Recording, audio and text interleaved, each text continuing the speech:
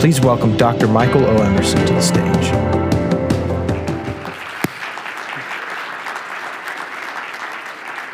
Thank you very much. What I'm going to talk about tonight has been a labor of over 3 years and hundreds of people that I've worked with. I'm working on a book with a colleague, and I'm going to present some of the initial findings. You'll hear me use a term quite a bit, practicing Christians. By practicing Christians, we mean people who say they're Christian, people who say their faith is very important to them, and then people who attend church at least once a month. We did a national online survey, and one of the things we asked people is, do you think that the Bible should be used to determine right or wrong? If they said yes, always, we then asked them a few questions about the Bible.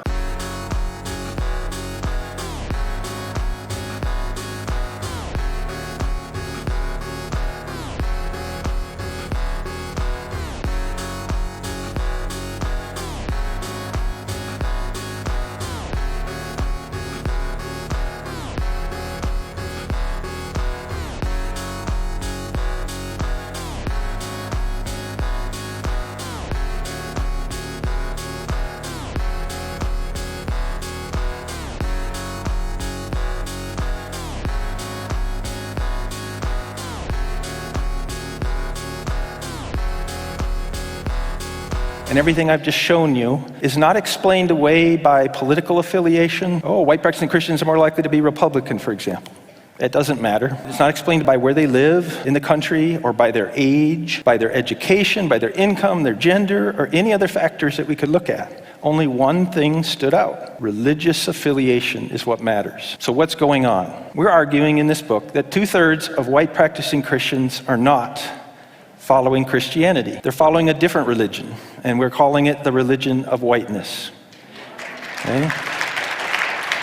We came up with a theory, then we designed all the tests I showed you to see if the theory held. We didn't actually work in the order I just presented it, but it makes it easier to present. What is whiteness? What do we mean by that? It's just white people and anybody else, any other hues, that kind of support the dominance of white people. It's the imagined right that those who are designated as racially white are the norm. They're the standard. Everything else is measured against that. I mean, it's not usually said white, it's what is standard, the norm, is better than any other way. Whether that's in theology or economics or culturally, morally, it's that power, this power that comes from whiteness, that is being worshipped instead of Christ. All religions have what we call totems, the representation of what's being worshipped. The totems are a white Jesus and a merging of the cross and the flag in the United States. It's extremely important that Jesus is white. It's not a just chance thing. Jesus has to be white in this religion. I typed into Google Jesus, and these are the things that come up. I typed in baby Jesus, and I get baby Jesus was white too.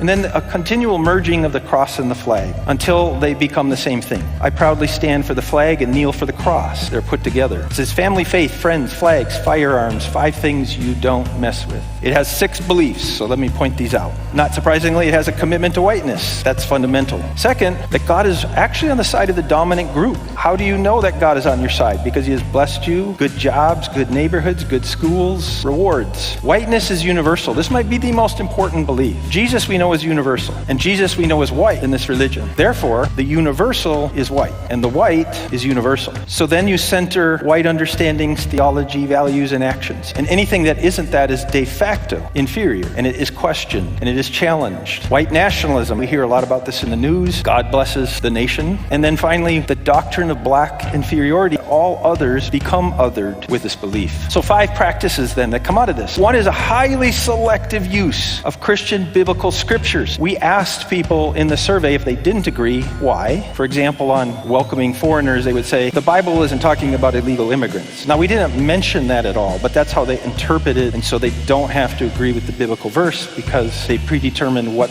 that applies to and doesn't. Second is an interesting one. It's the epistemology of ignorance. So epistemology is how we come to know. How we come to not know is really what I'm saying here. A third one is the veneration of the totems. Fourth, to actively protect whiteness. This is very important. It's not enough to have a belief in it. It's to actually defend it when it must be defended. As long as you get the end result that whiteness stays intact, the religion is protected. The fifth one is opposing Christians of color and other whites who don't agree. Question those people's faith. Your practices get marginalized or belittled labeled unchristian, labeled as heretics, enemies of God. How do we organize in the religion of whiteness? Tens of thousands of white dominant churches. It doesn't say all white churches, because that is not the case. Large network of parachurch organizations working to teach the faith, lobby for the faith, defend the faith at all levels of society. An extensive network of communication strategies, radio shows, television, entire stations. My co-author, Glenn Bracey, is a professor at Villanova. He's African American. He decided for a study to go and join white churches and see what happens. When he went as assimilating Glenn Bracey, he was accepted usually with open arms. When he went